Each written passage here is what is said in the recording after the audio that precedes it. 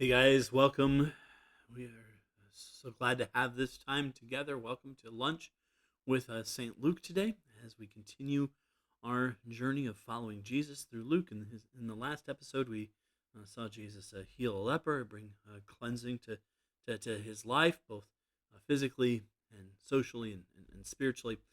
Today, we are in episode 56, episode 56 of Lunch with St. Luke.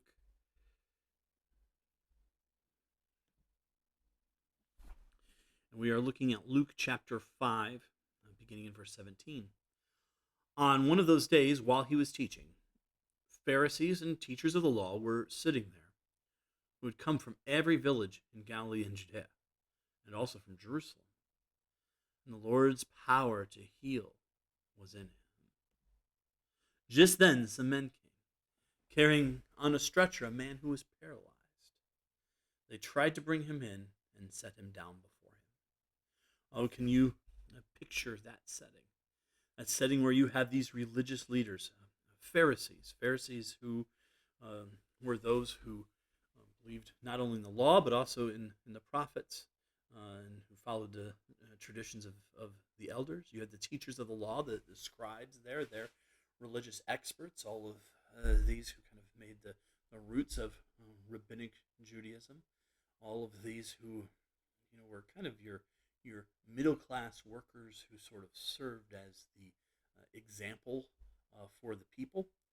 They were there. They were there in this crowd. They had come from every village in Galilee, so from the region and Judea, and also from Jerusalem. So you actually had some of them who were there visiting from Jerusalem.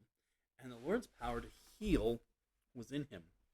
Remember, Jesus, as God the Son, when he becomes a human being, greatly limits his power.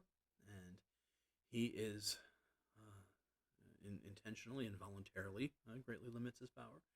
And as such, he is reliant on his Father's power and on the power of the Holy Spirit to do his miraculous works, and also his own just authority, his own identity as well. But when it's a powerful work that needs to happen, a work that involves power, he is, of course, reliant on his Father, reliant on the Holy Spirit to empower what he's doing. And so, we see here that the Lord's power to heal was in him. And we're not told whether this is coming from God the Father or from God the Holy Spirit, but we see that that the power to heal was there and present at this time when he's teaching. Just then, some men came carrying on a stretcher a man who was paralyzed. Now, being paralyzed, even in our day and age, even in our world, is something which really medical science can't take care of yet, right? That's something which we do not have a way to bring about a cure, even with all the semi-miraculous skills that modern medical science has. We are not able to fix paralysis. So you can imagine the desperation of this man. You can imagine how challenging that would be to live a life as a paralyzed man in a world where there were really literally no concessions made to those who had disabilities, right? So they tried to bring him in and set him down before him, but obviously there's a crowd. Since they could not find a way to bring him because of the crowd, they went up on the roof and lowered him on a stretcher through the roof tiles into the middle of the crowd before Jesus. Here in Chicago, I got a picture here of our church building, a picture from the top of the high-rise across the street. But you can kind of see in the neighboring places, rooftop decks there, which the condominiums sometimes have on top of the condos as places for people who own the condos to be able to go up on the deck and just kind of hang out there. Even a little further north, we have up on rooftops bleachers, which can actually look down into Wrigley Field, which different bars and restaurants operate, to add extra seating outside to Wrigley Field. Rooftops in the ancient world were also often functional spaces, spaces of even additional living spaces. If you had shade up there, and if you were out in the breeze, it would actually be a rather pleasant place to be most of the year. That they're in the ancient Near East. So, and the roofs were actually often things which not necessarily a PVC membrane or nor tar shingles, but rather things tiles or thatching that could be more easily removed and replaced.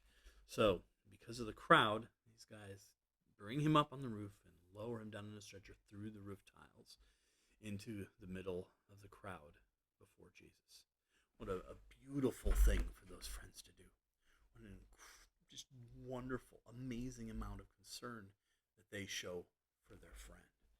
That they know that the only help, the only hope that their friend has is to be brought to Jesus. They have no idea for sure what Jesus is going to do, but they know that he's able to heal. And so they are going to bring him to Jesus. So what are some extraordinary steps that you need to take this week to bring your friends to Jesus? We all know that our friends can have in their lives, if we have any friendships at all with non-Christians, we know that they can have in their lives, obviously, everyone has in their life serious issues going on. But we know our non-Christian friends have the added problem that they don't know Jesus, so they don't have a relationship with him.